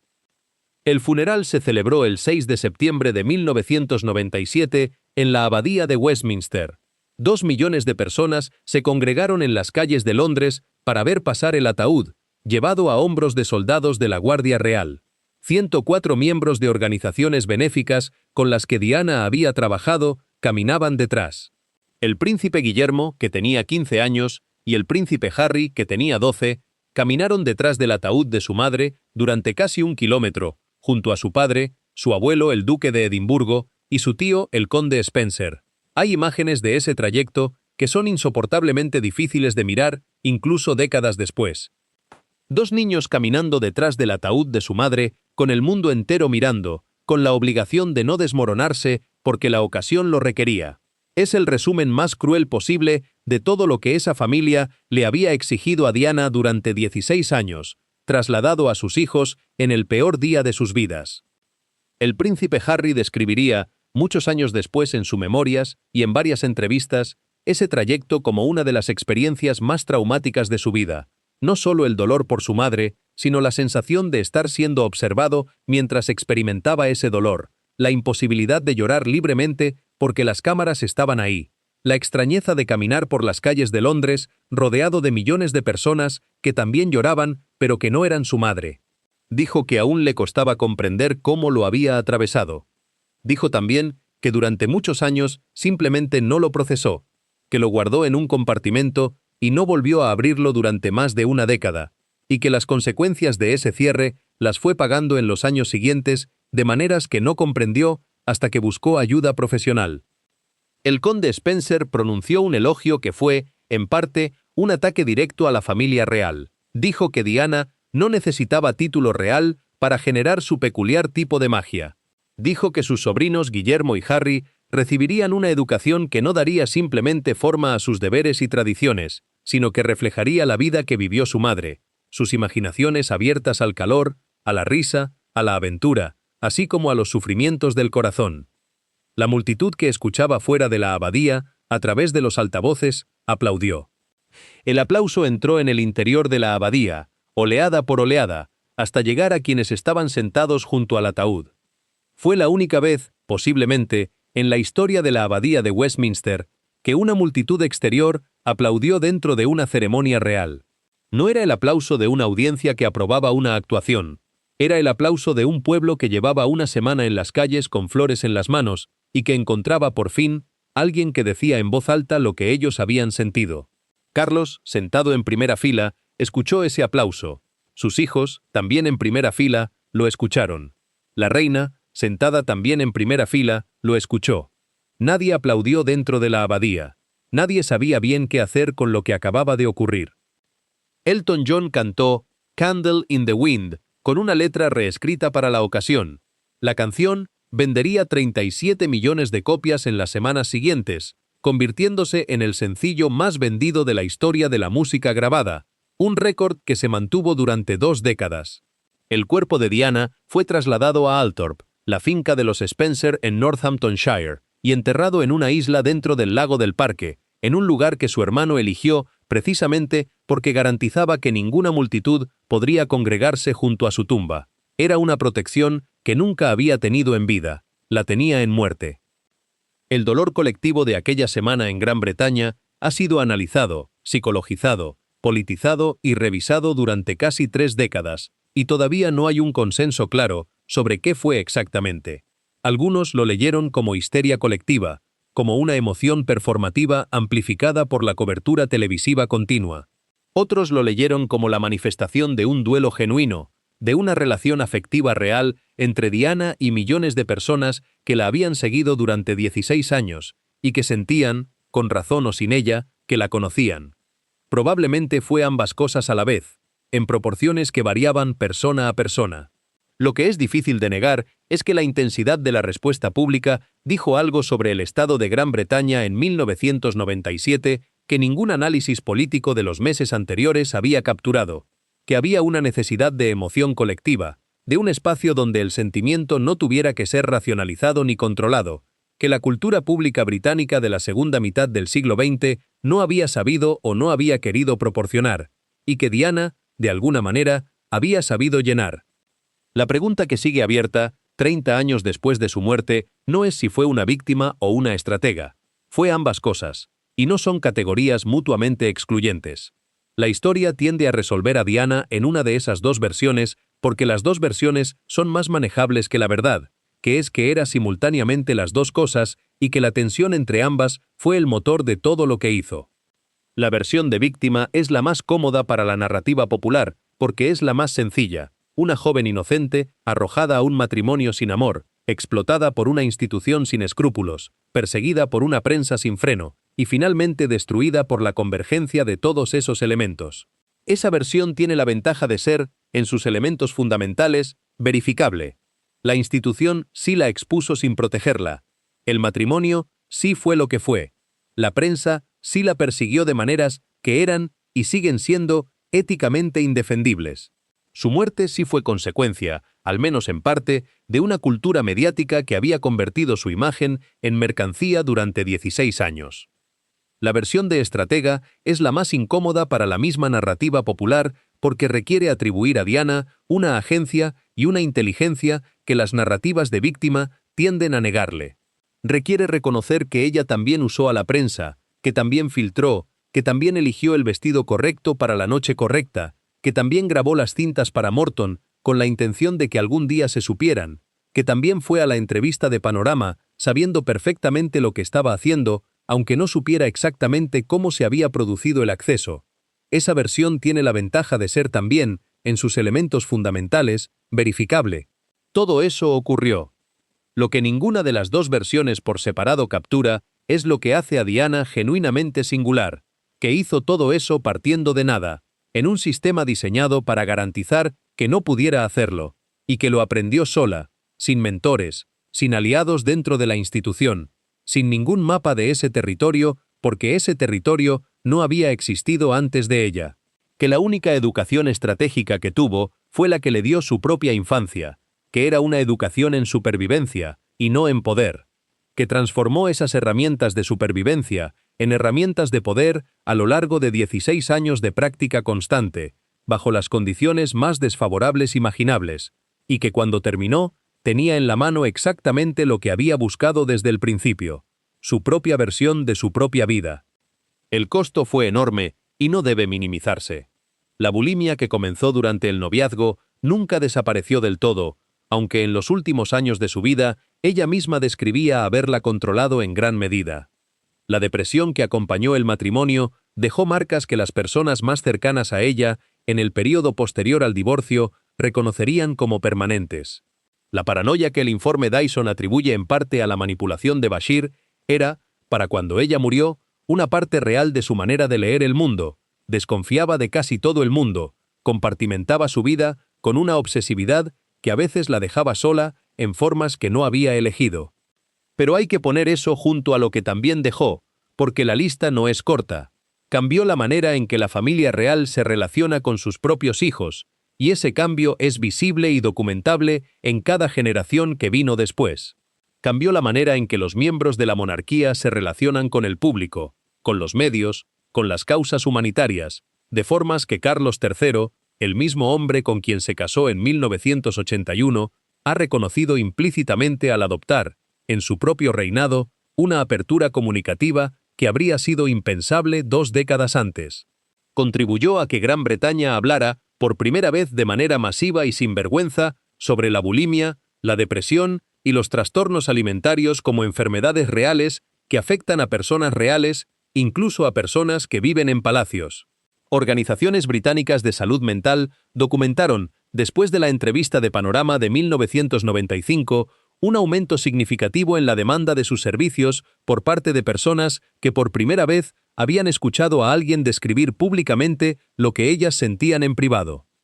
Su campaña contra las minas antipersonales aceleró un tratado internacional que ha salvado vidas en docenas de países. Ese es un hecho concreto e inconmovible, independiente de cualquier narrativa sobre su carácter o su matrimonio o sus motivaciones. 121 países firmaron el Tratado de Ottawa. Las minas antipersonales están prohibidas en la mayoría del mundo. Ella contribuyó a que eso ocurriera más rápido de lo que habría ocurrido sin ella. Ese es su legado más claro, el que resiste mejor el paso del tiempo y la revisión histórica, y es el que paradójicamente recibe menos atención en los análisis populares de su vida, que prefieren el drama del matrimonio y el enfrentamiento con la institución. Y estableció, de manera irreversible, que el relato de una persona no tiene por qué ser el que otros escriban para ella, aunque esos otros dispongan de todos los palacios y todo el protocolo y toda la maquinaria institucional del mundo. Eso fue lo que aprendió desde los 8 años, viendo a su abuela testificar contra su propia hija para proteger la posición de la familia. Y fue lo que tardó 16 años en devolver, con las herramientas que tenía, una cámara, una voz y la comprensión exacta de lo que cada imagen podía hacer cuando llegaba a las personas correctas. Lo que Guillermo y Harry heredaron de ella no es un mito ni una leyenda, aunque ambas cosas existen y seguirán existiendo. Es algo más concreto y más difícil, una manera de relacionarse con el mundo que su madre perfeccionó bajo condiciones de presión extrema, y que ellos han tenido que aprender a manejar cada uno a su manera, con resultados distintos y en circunstancias que ella habría reconocido y que también habrían roto su corazón. Guillermo ha tomado el camino de la institución, en el sentido más profundo, ha interiorizado su rol de heredero, ha construido una vida familiar deliberadamente más visible y más cálida que la de la generación anterior, ha hablado sobre salud mental con una apertura que hubiera sido inimaginable en cualquier príncipe de Gales anterior, y ha intentado, en la medida en que el papel lo permite, honrar la memoria de su madre, siendo el tipo de figura pública que ella habría querido que fuera. También ha protegido con una ferocidad considerable la privacidad de sus propios hijos, negociando con la prensa y con los fotógrafos los límites de la cobertura de una manera que Diana, que nunca tuvo esa capacidad negociadora, no pudo hacer. Harry tomó un camino diferente y más radical. Decidió que el precio de permanecer dentro de la institución era demasiado alto y se fue. Lo hizo de maneras que dividieron profundamente la opinión pública y que dañaron relaciones familiares de formas que el tiempo no ha reparado. Pero la lógica de fondo de su decisión, que había un punto en el que la institución exigía más de lo que una persona podía dar y seguir siendo esa persona, es exactamente la lógica que Diana elaboró durante 16 años y que finalmente actuó con la entrevista de Panorama y el vestido negro de la Serpentín. Harry llegó a la misma conclusión que su madre, pero la ejecutó de una manera que ella nunca habría elegido, probablemente porque ella comprendía algo que él quizás no comprendió hasta demasiado tarde, que salir de la institución completamente era renunciar al único poder real que la institución le otorgaba. Diana nunca quiso salir. Quiso redefinir los términos desde dentro. Esa es la diferencia fundamental entre los dos. El beso en el balcón fue una decisión de gestión de multitudes, aprobada a través de la cadena de mando. Eso es lo que fue, en términos estrictamente institucionales. Andrés lo propuso, Carlos lo consultó con su madre aprobó. La imagen más romántica de la historia británica moderna fue un acto administrativo. Pero la imagen que quedó es la de ella, de pie sobre Londres, con la cola del vestido arrugado, mirando a 750 millones de personas que no sabían aún lo que estaban viendo. Ella tampoco lo sabía todavía. Tenía 20 años y había encontrado el paquete con la pulsera unos días antes, y había querido cancelarlo todo, y le habían dicho que su cara ya estaba en los repasadores de cocina. Estaba de pie en ese balcón porque no había ninguna manera de no estarlo. Tardó años en aprender lo que esa imagen valía. Tardó años en aprender que la cámara le daba un poder que ninguna institución podía controlar del todo, porque el poder de una imagen no reside en quien la produce, sino en quien la recibe, y ella llegaba a las personas de una manera que ningún protocolo podía bloquear.